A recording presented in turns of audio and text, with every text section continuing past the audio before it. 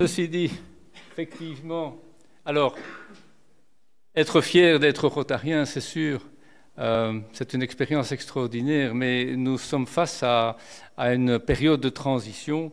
Et voilà, j'ai plutôt intitulé mon exposé « Le Rotary hier, aujourd'hui et peut-être demain ». Alors, nous allons examiner, voilà, 7 points. La genèse, pour vous dire un peu quand même dans quelle formidable pièce nous jouons. La structure, les différentes fonctions de direction, les élections, la spécificité du Rotary international. En quoi sommes-nous différents des autres services clubs et des autres organisations? Et puis le défi. Et que faire? Puisqu'il y a un défi, il y a une proposition. Alors les premiers points, les 5 premiers points, c'est effectivement l'ancien administrateur du Rotary international qui vous les présente. Les deux suivants, c'est plutôt le rotarien dans son club. Donc ça, c'est une opinion personnelle. Alors, voilà, tout le monde sait, Chicago, 1900. Chicago, à ce moment-là, c'est la cible d'un flux migratoire important. Et l'éthique du milieu d'affaires que fréquentait Polaris de par son métier d'avocat, laissait souvent à désirer. Et le 23 février 1905, il crée un club de businessmen, non pas un business club.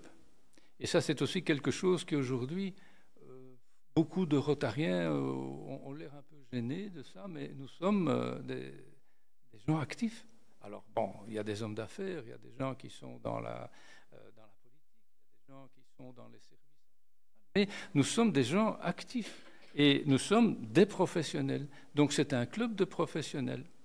Et pour ça, il réunit ses 3 amis, donc un marchand de charbon, un ingénieur des mines et un tailleur, pour fonder ce club de businessmen. Je soupçonne que c'était des clients d'ailleurs.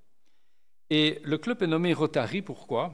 Eh bien parce qu'ils se réunissent selon une tournante dans leurs bureaux respectifs. Rapidement, le club grandit. Et la magie du Rotary s'instaure, qui fait que ses amis décident de faire des actions ensemble. Vous connaissez la première action qui a été faite humanitaire du Rotary international? Ben oui, Patrick, t'es hors jeu. Vous connaissez la première action? Eh bien, c'était des Vespasiennes. Parce que un des membres, en revenant de son usine, il croisait les ouvriers qui... pour le dire simplement, pisser un peu partout. Et il s'est dit, écoutez, on doit quand même faire quelque chose pour l'hygiène. Et donc, la première action du Rotary international a été de créer des Vespasiennes. Et donc, ces actions, en fait, renforcent l'amitié, parce que c'est en faisant que notre amitié se renforce. Et au plus notre amitié se renforce, mais au plus on a envie de faire des choses ensemble. C'est ce que j'ai appelé la magie du Rotary. Et puis, 7 ans plus tard, naît le Rotary international. Comme vous l'avez entendu ce matin, personne d'entre nous n'est membre du Rotary international. C'est une fédération de clubs sans but lucratif et non pas de clubs lucratifs sans but. Je vais la retenir, celle-là. Oui. Et donc, effectivement, comme on vous l'a dit, chaque club bénéficie d'une autonomie, mais dans le cadre des statuts types et des règlements du Rotary international. Ça, c'est la genèse. Maintenant, la structure du Rotary international.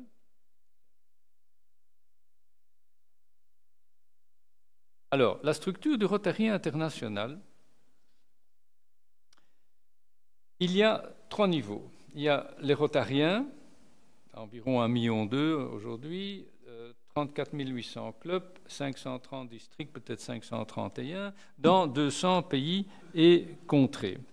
Il y a un cas un peu particulier, qui est le RIBI, alors Rotary International in Great Britain and Ireland. Et c'est un cas particulier et unique. Il a été créé en 1914, lorsque le premier club outre-Atlantique fut fondé en Grande-Bretagne. Et il regroupe aujourd'hui 53 000 Rotariens dans 1850 clubs, 25 districts, et ils sont situés effectivement en Grande-Bretagne, en Irlande, dans les îles anglo-normandes, dans l'île de Man. C'est une unité administrative autonome dont les statuts ne peuvent contredire ceux de Rotary International. Et en 1917, on a Archklumpf qui a créé la Fondation Rotary, dont vous entendrez parler plus en détail cet après-midi. Un petit mot quand même. La Fondation Rotary, quel est le but de la Fondation Rotary? J'entends parfois dire que c'est le banquier du Rotary International. Pas tout à fait. La fondation, son nom exact, la Fondation Rotary du Rotary International, est une ASBL qui n'a qu'un seul membre, le Rotary International. Et elle a pour vocation de promouvoir la paix mondiale et l'entente entre les peuples, et non pas par des accords et des grands discours, etc., mais en donnant au club les moyens de mener des actions humanitaires et éducatives au niveau mondial, mais aussi local. Vous entendrez parler cet après-midi, mais moi j'entends souvent qu'on s'imagine qu'on ne peut profiter de la Rotary Foundation uniquement que si on fait des actions entre nous et l'Afrique, l'Asie. Ce n'est pas vrai, hein, parce que pensez tout de même que nous sommes aussi un club à l'étranger pour les autres. Alors, les différentes fonctions de direction, eh bien sûr, la plus importante du Rotary International, c'est la fonction de président. Et sa mission, comme on vous l'a dit, est d'animer le club et d'harmoniser ses actions. Alors vous avez vu effectivement l'image d'un chef d'orchestre avec sa baguette. Moi, je pense que c'est plus juste que c'est un chef d'orchestre qui ressemble plutôt à ça. Mais voilà, la mission, c'est d'harmoniser les actions du club. Et puis, nous avons le district qui est dirigé par un gouverneur qui a la mission d'être l'intermédiaire administratif entre les clubs et le Rotary International. Je n'insiste pas, on vous en a parlé ce matin.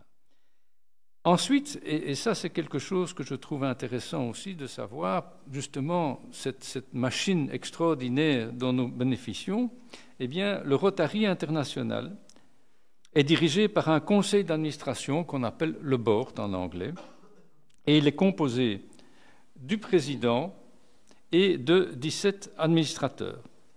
Il a pour mission de mettre en œuvre les décisions du conseil de législation et de contrôler les dirigeants. Les dirigeants, c'est qui? Eh bien, les dirigeants, ce sont les gouverneurs, bien sûr les administrateurs, et les gouverneurs qui font partie de l'équipe, en fait, un peu comme un conseil d'administration. Eh bien, l'équipe du président international, ce sont les gouverneurs. Il y a aussi le secrétaire général qui est engagé par le board. C'est un appointé qui est engagé par le board. Et il gère les gestionnaires. Et pour nous, ce qui nous intéresse, c'est qu'il y a le bureau régional pour l'Europe, qui est à Zurich, et auquel nous pouvons faire appel, notamment les gouverneurs. Ce n'est pas la peine de les appeler en direct parce que vous n'aurez probablement... Enfin, ils répondent, hein, mais je crois que c'est plus simple de vous adresser à votre ADG et à votre AG, comme on dit maintenant, et qui lui s'adressera au gouverneur, qui éventuellement s'adressera au bureau de Zurich. Alors, le board va aussi nommer les trustees, c'est-à-dire les administrateurs de la Fondation Rotary.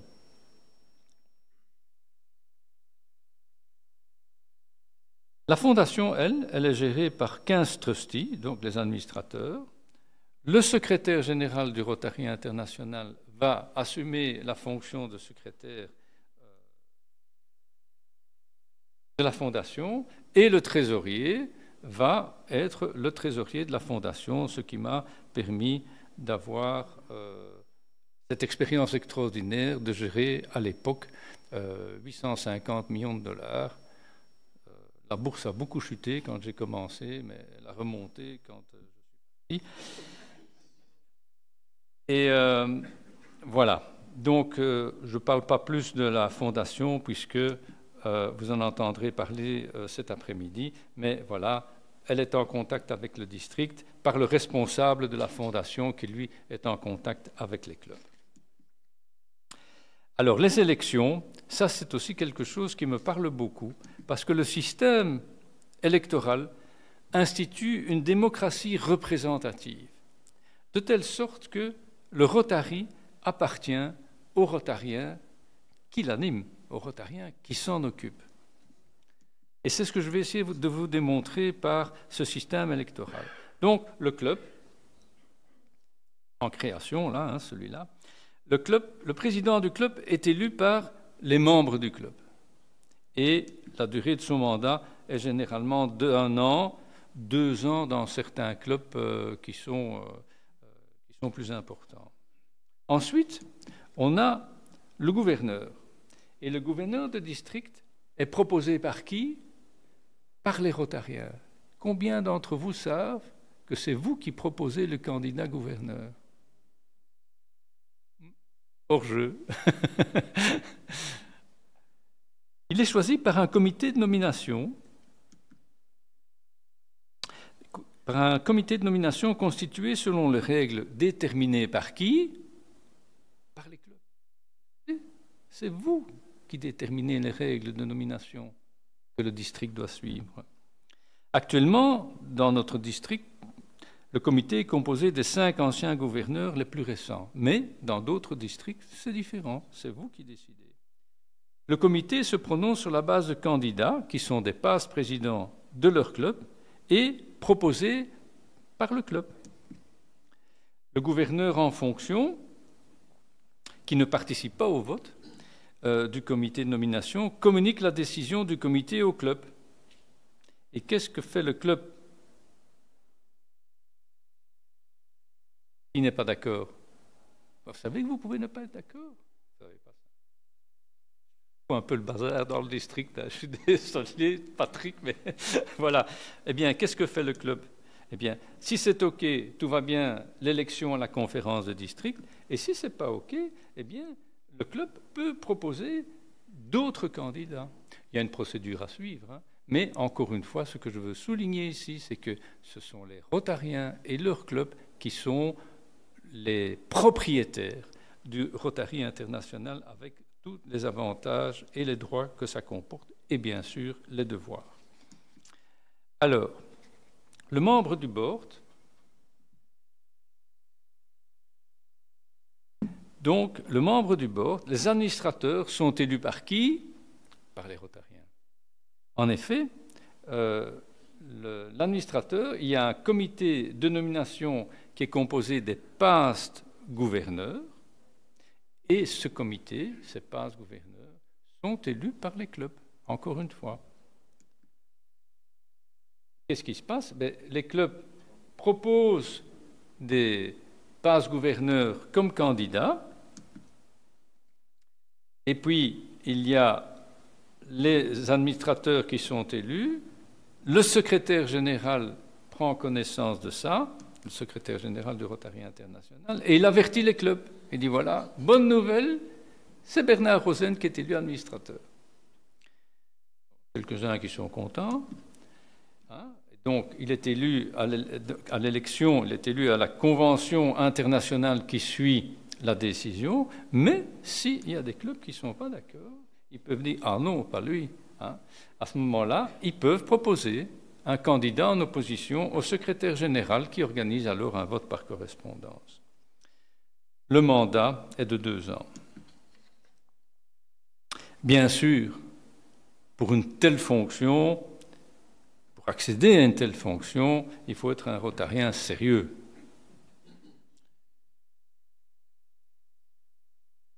On a vu la fondation, les élections, le board, il élit les 15 administrateurs. C'est un mandat de 4 ans, vous vous rendez compte. Hein?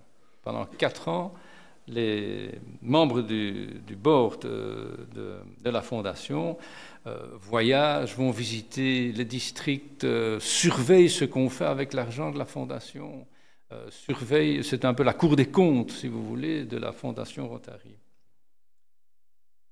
Il y a un président qui est élu par les membres et qui est en général le passe-président du Rotary International. Voilà. Et le président du Rotary International, il est élu par qui? Par vous, par les clubs. C'est un passe-directeur qui s'annonce disponible. C'est le seul cas où on est spontanément candidat, c'est-à-dire qu'on n'est pas proposé par quelqu'un. En général, c'est un gars qui n'a pas bien entendu ce qu'on demandait et qui a dit c'est moi, et voilà. Donc, il s'annonce disponible et il est sélectionné par un comité de passe administrateurs cette fois-ci. Vous voyez le clic, hein? On est élu avec des passes de gouverneur pour être gouverneur, on est élu par des passes administrateurs pour devenir président. Et il y a un comité de nomination, le président nommé, on avertit les clubs par le secrétaire général, et encore une fois, si c'est OK, eh bien, il est élu à la convention internationale qui suit, et si ce n'est pas OK, eh bien, on peut effectivement à nouveau avertir le secrétaire général qui organise alors un vote par correspondance. La durée est d'1 an. Président international, la durée est d'1 an. Et bien entendu, tout comme pour les administrateurs, pour être président du Rotary International, il faut quand même être quelqu'un de sérieux. Enfin, le Conseil de législation, qui se réunit tous les 3 ans, c'est l'Assemblée générale du Rotary International. C'est lui qui va décider des statuts et des règlements intérieurs qui sont votés et amendés par eux, donc, et sur base de propositions émanant de qui? Oh, il y en a un qui suit là. Des clubs, encore une fois. Qui sait que c'est vous qui faites des propositions au Conseil de législation? Il va y avoir du travail au PETS, au pré-PETS. Patrick, il va y avoir du boulot. Voilà. Et donc, les propositions émanent des clubs, des districts, des administrateurs en fonction, des administrateurs élus et PAST et des membres du board. Donc, tout ça est, comme je dis encore une fois, tout à fait démocratique. Chaque district est représenté par un ancien gouverneur et son nom m'échappe maintenant. Philippe, voilà. Philippe Slap d'Anvers, qui est allé au... Voilà. Oui, puisque chaque district, effectivement, a un représentant. Voilà. Alors, au Conseil de législation, le quorum requis est de 50% des clubs et les décisions se prennent à la majorité des voix présentes. Alors, la spécificité maintenant du Rotary International. La spécificité du Rotary International par rapport aux autres ONG, aux autres services clubs, c'est quoi finalement? La première, c'est la devise. Ça, j'espère que tout le monde la connaît quand même. Service above self. Et là, quand j'étais justement trésorier de la fondation, j'ai pu recevoir de Bill Gates, c'est une photo qui se trouve dans le hall chez moi, qui se trouve être le premier chèque reçu pour la campagne d'éradication de la polio. Et j'ai reçu un chèque de 275 millions de dollars. C'est juste un premier chèque. Il avait un peu de monnaie sur le plat. Donc, et voilà, il m'a serré la main, ce qui fait que je n'ai pas lavé ma main pendant 15 jours. Et cette photo trône chez moi. Je suis très fier quand même d'avoir rencontré Bill Gates. Je ne pense pas qu'il se souvient de moi. Donc, la deuxième spécificité, c'est le code éthique. Voilà. C'est son code éthique que vous connaissez tous par cœur, que vous récitez aux début de chaque réunion, hein, ce que nous pensons, disons, faisons, est-ce conforme, est-ce loyal, ça je ne vais pas vous faire l'injure de dire, mais quand même, qu'est-ce qu'il a de particulier ce code éthique? Parce qu'il existe depuis plus de 50 ans, à travers 200 pays et contrées, à travers des religions, des philosophies différentes, des us et coutumes différentes, et tout le monde est d'accord sur ce code éthique. Pourquoi? À votre avis? Bon, comment? Ce sont des questions. Ce sont des questions, et personne ne vous dit quelle est la réponse que vous devez apporter à ces questions, ce qui en fait le contraire d'un dogme. La troisième, c'est évidemment sa fondation, hein, la troisième spécificité, sa fondation avec ses actions humanitaires et éducatives. Vous savez que nous sommes les champions du monde de l'échange de jeunes et des bourses pour les jeunes. Toute organisation confondue. Vous savez que nous sommes le seul service club qui a de l'éducatif. Patrick, le pète, hein? Alors, et enfin, l'amitié rotarienne qui est notre réponse, notre levier et notre récompense tout à la fois. Alors, je vais terminer maintenant par quelque chose qui me tient à cœur aussi, c'est le défi. Nous faisons face à un défi très important pour l'avenir du Rotary en général, pas seulement de nos clubs, mais du Rotary en général. Alors, nous avons vu ce que représente le Rotary international à l'heure actuelle. Seulement, les chiffres que je vous ai montrés datent d'il y a à peu près 30 ans. Et malheureusement, le nombre de membres stagne et diminue même selon les régions. Le taux de fréquentation de 50% des réunions statutaires, c'est un doux rêve, hein, et c'est même un fantasme à certains moments, et l'âge moyen dans les clubs s'élève chaque année. Les causes que j'identifie sont, 1, la nostalgie du passé, et d'un passé révolu, et la résistance au changement.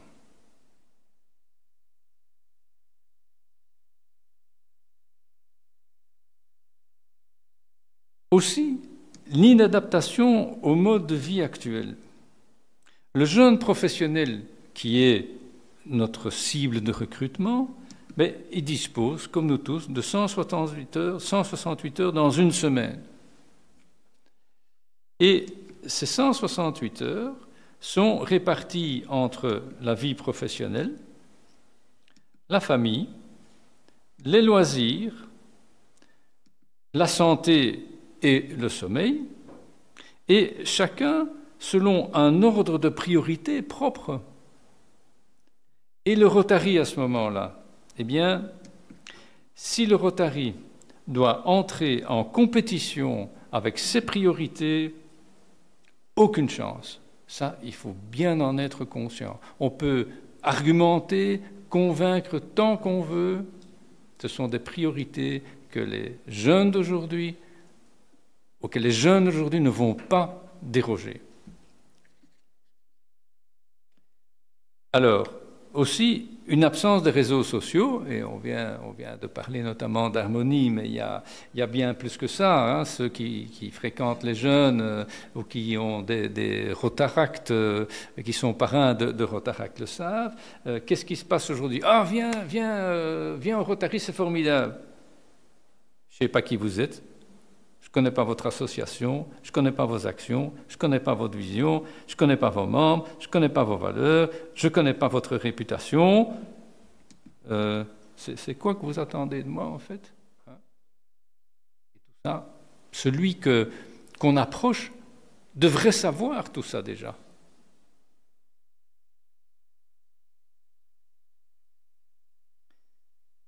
Alors, voilà, comme me disait mon patron, mon premier patron qui m'a appris énormément de choses, écoute, des problèmes, ils viennent tout seuls. si tu viens me voir, viens avec des solutions. Et donc ici, ce sont des propositions, bien entendu, je ne détiens pas la vérité ni la solution miracle, sinon ça se saurait. Mais ce sont des pistes de réflexion. Et qui m'ont été notamment inspirées justement en fréquentant régulièrement le Rotaract, dont mon club est parrain et dont mon épouse Régine est très impliquée. Je me demande pourquoi d'ailleurs. Et donc, des actions plutôt que des réunions. Une utilisation judicieuse du temps qui nous est si précieux. Un réseau de communication et de coopération moins formel. Et des décisions rapides concernant les projets qui les intéressent. Être contemporain et original par rapport aux autres services clubs,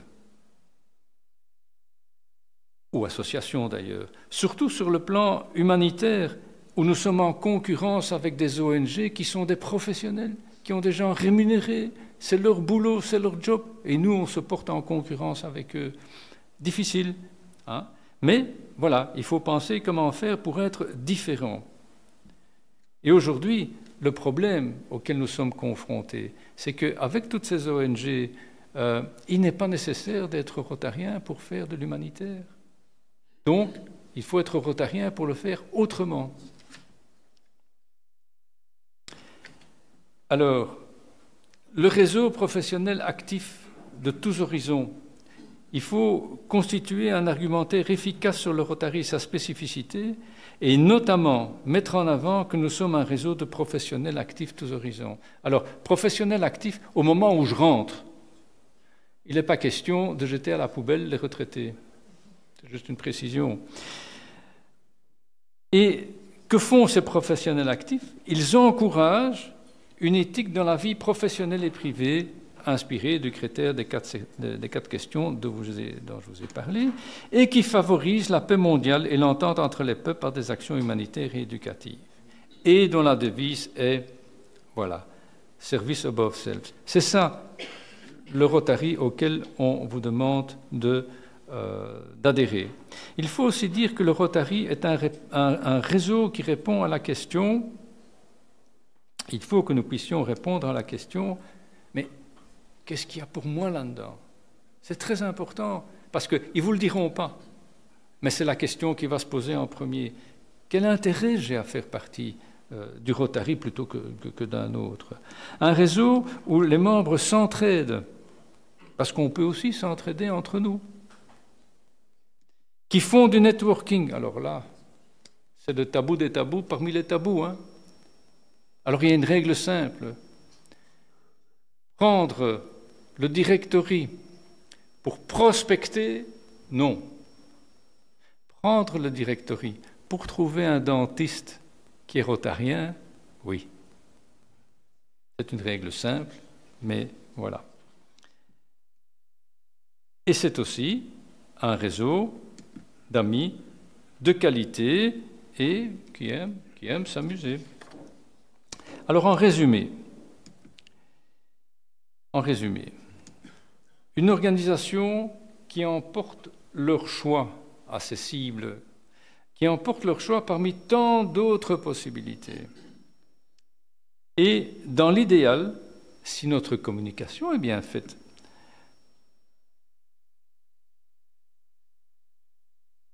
un club où on va nous demander « est-ce que je peux vous rejoindre ?»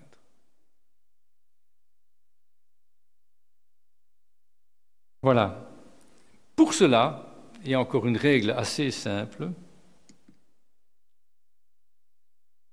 Hameçon doit plaire aux poissons et pas aux pêcheurs. Voilà, je vous remercie pour votre écoute.